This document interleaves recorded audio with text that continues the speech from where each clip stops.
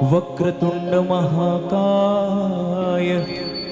सूर्यकोटि समप्रभ निर्विघ्नं कुरु मे देव सर्वकार्येषु सर्वदा। गुरुर्ब्रह्मा गुरुर्विष्णु गुरुर्देवो महेश्वरा गुरुर्साक्षात् परब्रह्मा तस्मै श्री गुरुवे नमः।